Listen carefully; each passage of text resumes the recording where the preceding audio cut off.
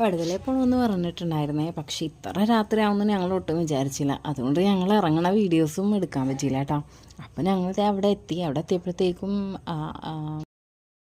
മാമാടെ മോൾക്ക് വയ്യായിരുന്നു. അപ്പം ഞങ്ങളത് കാണാൻ വേണ്ടിയാണ് അവളെ കാണാൻ വേണ്ടി വന്നത്. ഞങ്ങൾ കയറി കുറച്ച് കഴിഞ്ഞപ്പോൾ തന്നെ ഭയങ്കര മഴ. അങ്ങനെ ഞങ്ങൾ അത് നോക്കി റാത്ത് ഞാൻ അവളോട് വർത്തമാനം പറഞ്ഞിരുന്നപ്പോഴത്തേക്കും അമ്മായി പിന്നെ വെള്ളം കൊണ്ടുവന്നു. വെള്ളം കുടിച്ചിട്ട് ഇനി ബാക്കി കഥ പറയാമെന്നും പറഞ്ഞിട്ടു. അങ്ങനെ പിന്നെ ഞങ്ങളെടുത്ത് വെള്ളം കുടിച്ചു.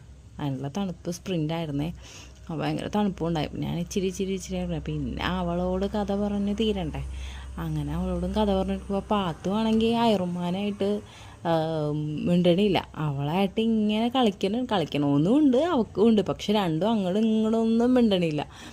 അങ്ങനെ പിന്നെ അവൾ വായിട്ടും കൈയിട്ടുകൊണ്ടിരിക്കുന്നതാണ്. പിന്നെ രണ്ടുപേരും കൂട്ടായിട്ടാണ്. പിന്നെ അമ്മായി വന്നത് ചിപ്സൊക്കെ കൊടുത്ത് പിന്നെ അവരുടേതായ കളികളും വർത്തമാനങ്ങളൊക്കെ ആയി അവർ. പിന്നെ ഞാൻ